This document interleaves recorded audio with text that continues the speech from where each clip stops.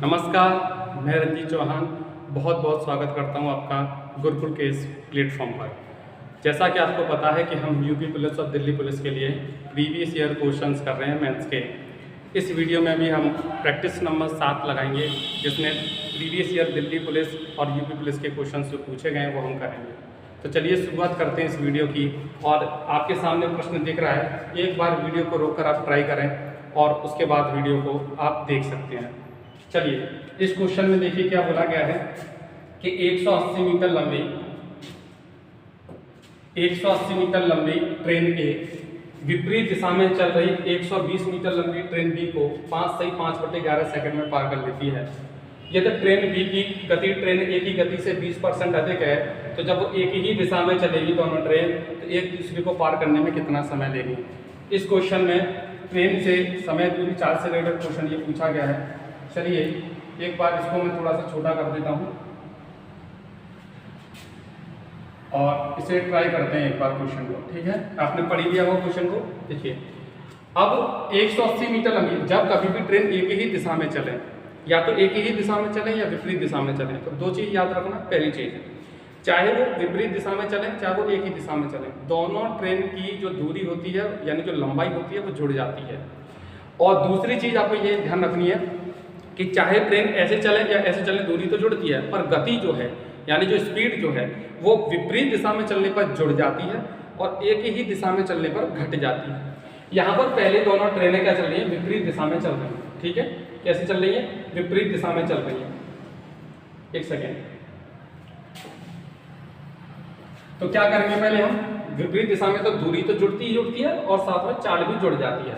तो देखिए इनकी जो लंबाई है वो जुड़ के 180 और 120 मीटर जो लंबाई जुड़ेगी, तो लंबाई कितनी हो जाएगी, लंबाई हो जाएगी 300 मीटर।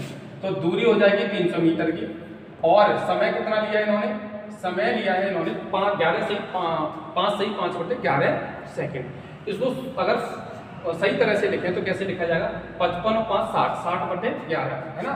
तो ये हो गई दूरी। दूरी बराबर होता है चाल गुणा समय।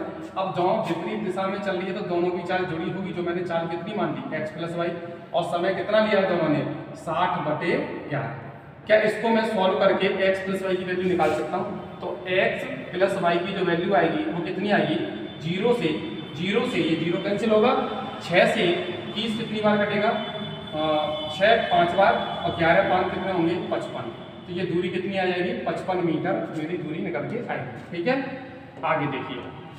अब आगे क्या बोल रहा है कि अगर ट्रेन बी की गति ट्रेन ए की गति से 20% ज़्यादा है। अब तुलना की गई है ट्रेन ए और ट्रेन बी की गति की, कौन ज़्यादा है, 20% का मतलब होता है 1/5। जिससे तुलना करते हैं वो होता है नीचे, तो मतलब एक ही गति से 20% है, 20% की वैल्यू होती है 1/5। तो कौन नीचे होगा, 5 कौन होगा, एक ज़्यादा है किससे, ए से, एक ही गति से, ए कहाँ होगा, नीचे। तो ए अगर 5 है और बी अगर 1 ज़्यादा है तो इसकी गति कितनी होगी, यहाँ पर कितनी होगी, 6। दोनों की गति अगर यहाँ जोड़ के देखूँ तो कितनी बनेगी, 11, और सवाल में मेरी कितनी बन रही है जोड़ के, 55 मीटर। ठीक है कि नहीं, दोनों की गति मीटर प्रति सेकंड में निकल के आएगी। एक की वैल्यू कितनी आ गई, 5 मीटर प्रति सेकंड।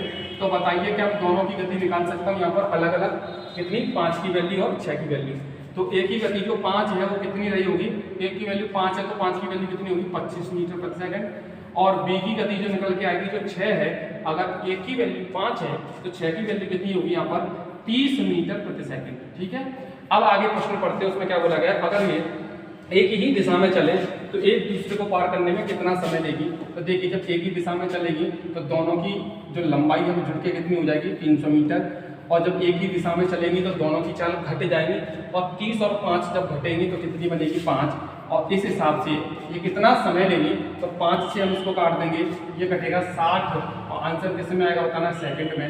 या तो आंसर आपको 1 मिनट देना है या आपको आंसर 60 सेकंड देना है। उम्मीद है आपको ये सवाल समझ में आया होगा।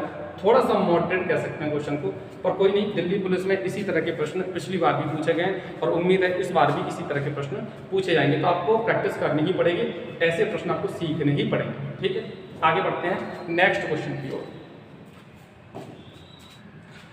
इस प्रश्न में देखिए क्या कहा गया है, एक स्कूल की 2 कक्षाएं हैं, ए और बी। ए कक्षा में 420 छात्र हैं, बी कक्षा में 600 छात्र हैं। यदि स्कूल ए और बी में लड़कों का अनुपात जो है वो 16:25 है और दोनों स्कूलों में कुल लड़कियों की संख्या बता रखी है 605 है, तो ए स्कूल के जो लड़के हैं उनका स्कूल की कुल लड़कियों से कितना प्रतिशत है, मतलब ए स्कूल में जो लड़के हैं उनका प्रतिशत पूछा है लड़कियों की तुलना में। ठीक है, चलिए एक बार आप भी इसे ट्राई करें, कोशिश करें इसको करने की। अगर आप नहीं कर पाए या कर भी लें तब इसका एक बार सॉल्यूशन देखें।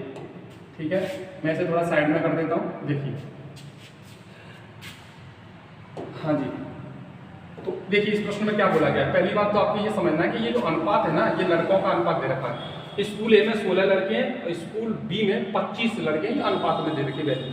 तो करना क्या है, यहाँ पर देखिए लड़कियों की टोटल संख्या दे रखी 405। अगर मैं टोटल स्कूल ए में और स्कूल बी में टोटल लड़के गिनूं तो कितने बनेंगे, टोटल छात्र कितने बनेंगे? 600 और 420 कितने होते हैं? तो 1020 टोटल छात्र बनेंगे, जिसमें से लड़कियां कितनी हैं? तो आप कहोगे 405 केवल लड़कियां हैं।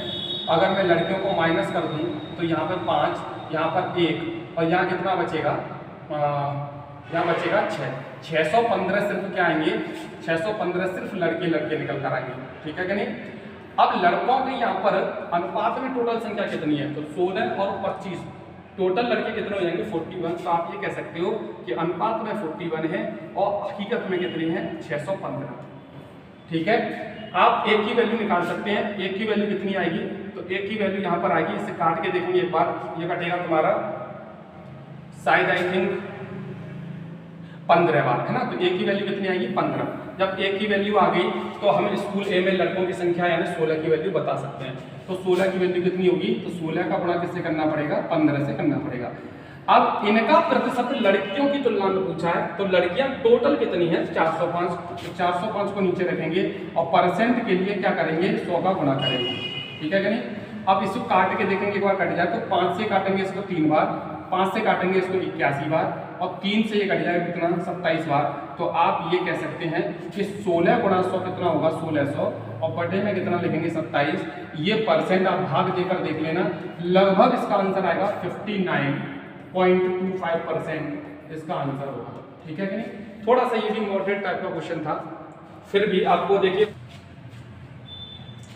इस प्रश्न में देखिए क्या बोला गया है कि ए और बी ने एक पार्टनरशिप में बिजनेस में 12,000 रुपये और 15,000 रुपये के साथ निवेश किया।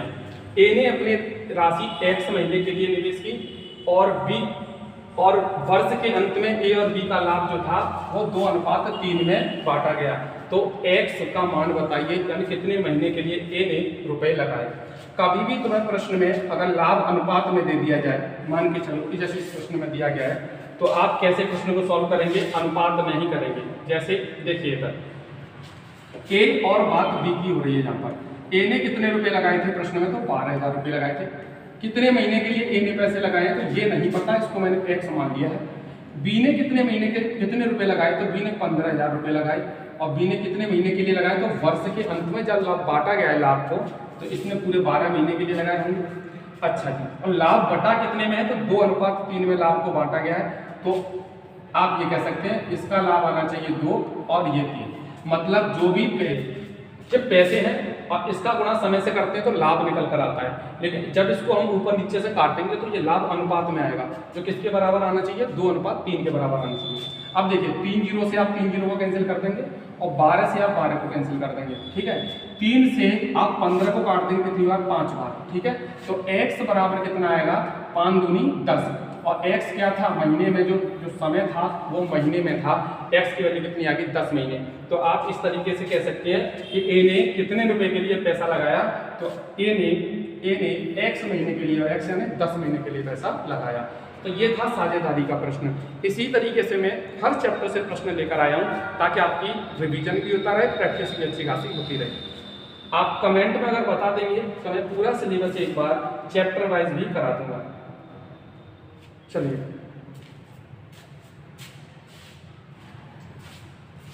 आइए, एक मेंसुरेशन का क्वेश्चन है, बहुत इजी है, ज़्यादा टफ नहीं है। एक वृत्त का क्षेत्रफल एक आयत के क्षेत्रफल के बराबर है तथा आयत का परिमाप 42 मीटर है और चौड़ाई 8.5 मीटर है, तो वृत्त का क्षेत्रफल क्या होगा? जो भाषा इस सवाल में दे रखी है ना, कोई भी प्रश्न हो, पहले भाषा को समझना बहुत इंपॉर्टेंट है। भाषा को नहीं समझेंगे तो प्रश्न ऐसे ही वो भाषा के साथ खिलवाड़ करता रहेगा, आपके दिमाग को घुमाता रहेगा।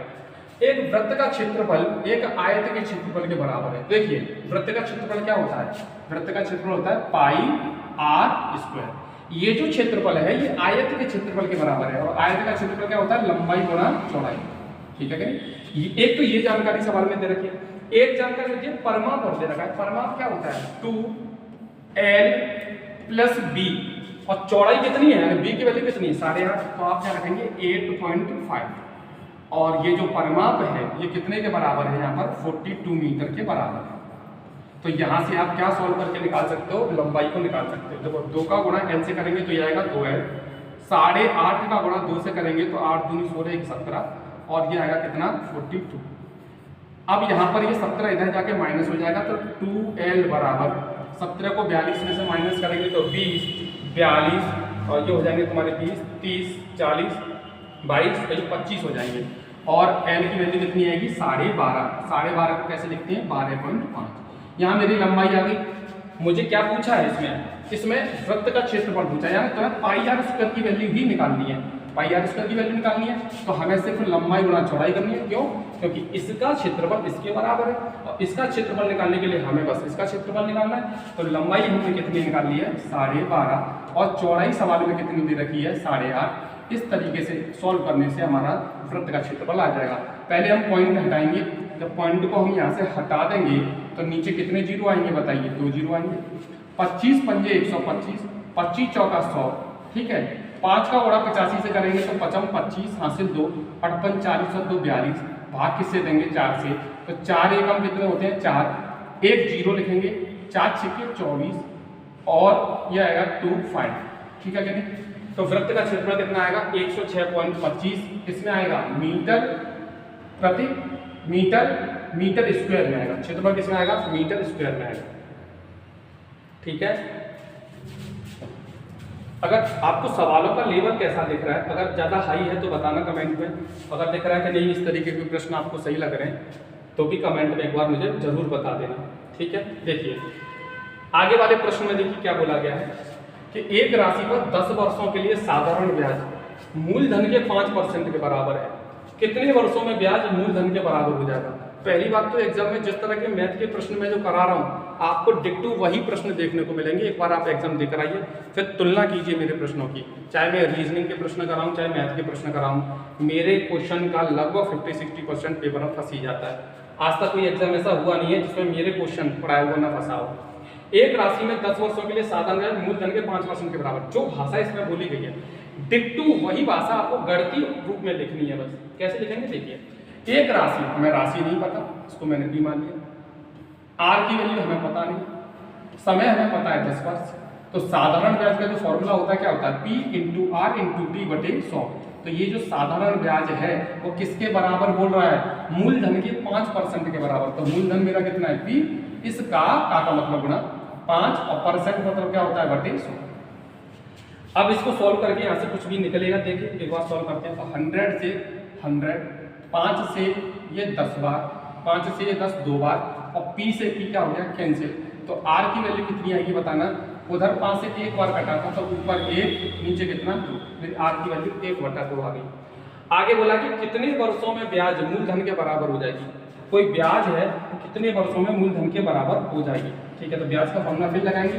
तो मेरा मूलधन कितना है P, R कितनी निकाल ली मैंने 1/2। कितने समय में पूछ रहा तो T की जगह T, बटे में कितना लिखते हैं 100, तो नीचे आएगा 100। ये 100 फॉर्मूले वाला 100 है, बराबर मेरी ब्याज किसके बराबर रखनी है, मूलधन के बराबर हो जाएगी। मूलधन कितना माना है मैंने P, तो यहाँ से समय निकल आएगा। कैसे निकलेगा, P से P क्या हो जाएगा 1 बार कैंसिल। ठीक है। तो T बराबर कितना आएगा बताना। तो 100 का गुणा 2 से करेंगे 200, 200 साल लगेंगे किसको, ब्याज को मूलधन के बराबर होने में। आंसर यहाँ पे C को आपको टिक करना है। ठीक है। उम्मीद है आपको ये प्रश्न समझ में आ रहे होंगे। अगर आपको वीडियो अच्छी लग रही है तो वीडियो को एक बार लाइक करें, चैनल को सब्सक्राइब जरूर कर लें ताकि आने वाले वीडियो का नोटिफिकेशन आपको मिलता रहे। क्वेश्चन हर एक सब्जेक्ट, हर एक चैप्टर से मैं क्वेश्चन लेकर आया हूँ आपके सामने ताकि प्रैक्टिस अच्छी होती रहे। देखिएगा, रमेश 1 किलो के भार के स्थान पर, ऐसे प्रश्न भी अपने पेपर में देखे होंगे। 1 किलो के भार के स्थान पर 930 ग्राम के भार का उपयोग करता है।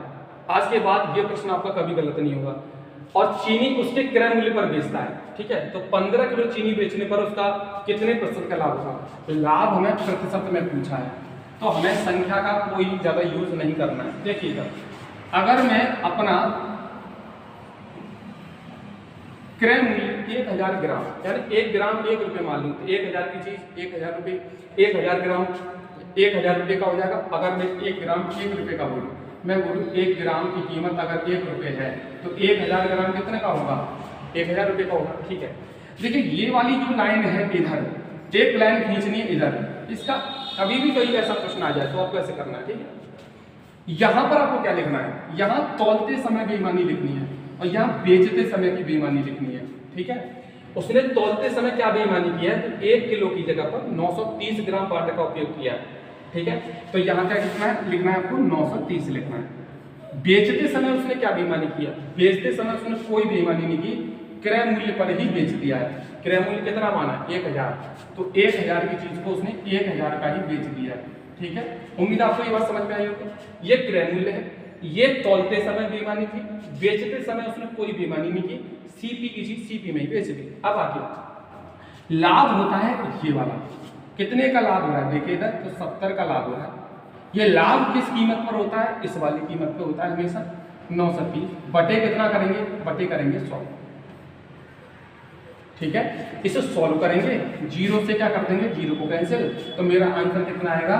700 बटे 93, 700 बटे 93, ठीक है कि नहीं। आप एक बार डिवाइड दे देना तो लगभग जो आंसर आएगा वो आएगा 7.53। आप देकर देख लेना, इतना तो आप सॉल्व कर ही सकते हैं, ठीक है। बहुत ज़्यादा सिंपल क्वेश्चन था, आपको लेंदी जरूर लग रहा होगा, लेकिन अगर आपको तरीके सही पता है ना तो आप बहुत बड़े प्रश्न को भी बड़ी आसानी से कर सकते हैं। लेकिन अब यहाँ के ऊपर डिपेंड करता है कि आपने कहाँ से वो तरीके सीखे हैं गणित के। एक बार अगर आप मुझसे बोलेंगे कमेंट में तो मैं आपको अपने भी तरीके सिखा दूंगा, हो सकता है कि आपको हेल्प मिले उसमें। फिर से समय दूरी चाल का ये प्रश्न है। 2 ट्रेन 35 किलोमीटर और 71 किलोमीटर प्रति घंटे की गति से समान दिशा में यात्रा कर रही है। समान दिशा में यात्रा कर रही है तो ये चाल घट जाएगी, और 71 में से 35 को माइनस करेंगे तो जो चाल आएगी वो कितनी आएगी? 36 आएगी, और किसमें आएगी? किलोमीटर प्रति घंटा में आएगी। क्यों? क्योंकि वो एक ही दिशा में चल रही है, एक ही दिशा में चाल घट जाती है, विपरीत दिशा में चाल जुड़ जाती है। तेज गति से यात्रा करने वाली ट्रेन को धीमी गति से चलने वाली ट्रेन में बैठे व्यक्ति को पार करने में 48 सेकंड का समय लगता है। ये जो समय 48 सेकंड का लग रहा है, ये एक ट्रेन को दूसरी ट्रेन को पार करने में नहीं लग रहा है। ये एयर ट्रेन जो तेज वाली ट्रेन है, धीमी ट्रेन में बैठे व्यक्ति को पार करने में, देखिए जैसे ये ट्रेन धीमी वाली है, इसमें कोई आदमी अगर बैठा है मान के चलो, तो तेज वाली जो ट्रेन है वो इस व्यक्ति को पार करेगी। पार कब करेगी? जब इधर निकल जाएगी पार, है ना। तो इस ट्रेन को कितनी दूरी चलनी पड़ेगी? सिर्फ अपनी ही दूरी तो चलनी पड़ेगी, क्योंकि ये ट्रेन सिर्फ एक व्यक्ति को पार कर रही है। कभी भी प्रश्न में कोई ट्रेन अगर व्यक्ति को, खंबे को या कोई ऐसी चीज को पार करे जिसकी लंबाई बहुत कम होती है ट्रेन की अपेक्षा, ऐसे प्रश्न में सिर्फ ट्रेन की लंबाई ही लेते हैं। लेकिन कभी ट्रेन एक दूसरे को पार करें, चाहे ऐसे पार करें, हमेशा दोनों की लंबाई जोड़कर ही लेनी है, ठीक है। आइए अब देखिए इस प्रश्न में,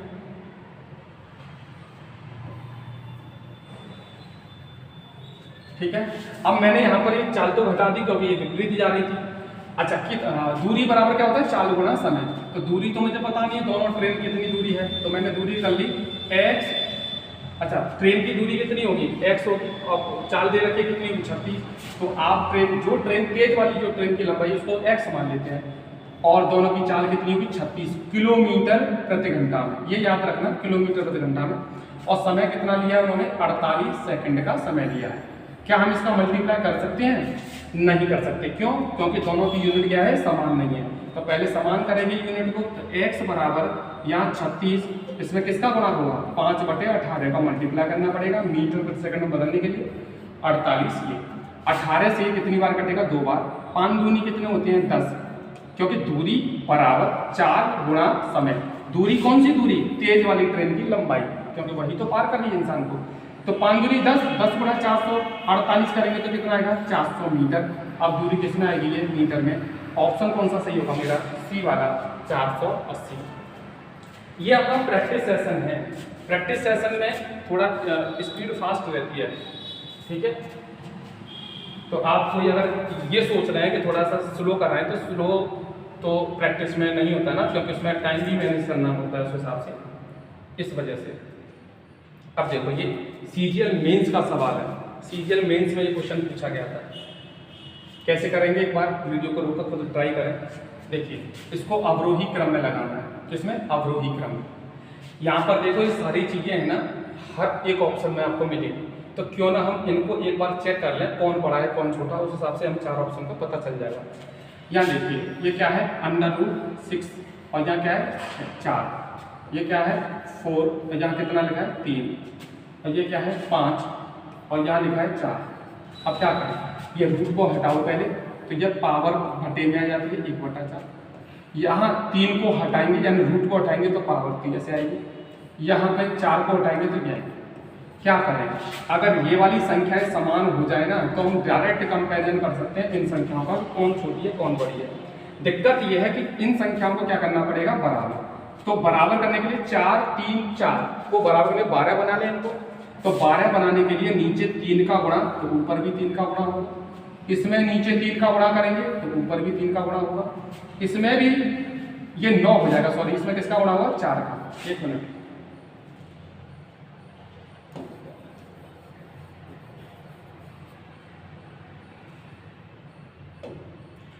तो ये पावर कितनी थी, 1/3 थी, ठीक है कि नहीं। तो यहाँ पर इसको यहाँ 4/4 करेंगे तभी तो ये 12 बनेगा। यहाँ 3/3 करेंगे, ठीक है।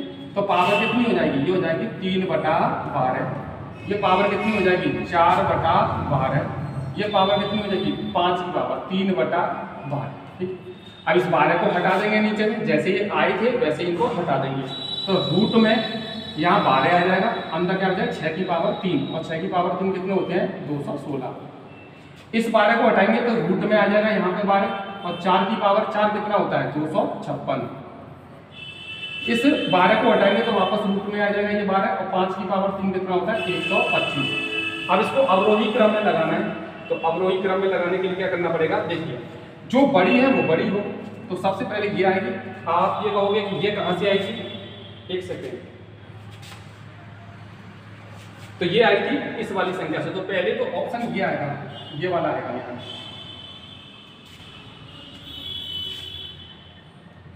पहले तो मेरी ये वाली संख्या बड़ी होगी क्योंकि यहाँ पर 256 बड़ी है, फिर 216 बड़ी होगी, ये होगी, इसके बाद लास्ट में ये आएगा। तो पहले 4 होगा, फिर 6 होगा, फिर 5 होगा।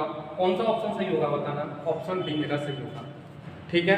15 क्वेश्चन दिल्ली पुलिस में पूछे जाएंगे, तो सेशन थोड़ा बड़ा ना हो जाए इसलिए मैं अभी छोटी छोटी वीडियो बना रहा हूँ। अगर आपको मेरी वीडियो पसंद आ रही है, आपको थोड़ी सी भी हेल्प मिल पा रही है, अगर वीडियो में कम समझ में आ पा रहा है, तो थोड़ा प्रैक्टिस का सेशन है, और प्रैक्टिस सेशन में थोड़ी स्पीड फास्ट रहती है क्योंकि टाइम का मैनेज करना पड़ता है पेपर के हिसाब से।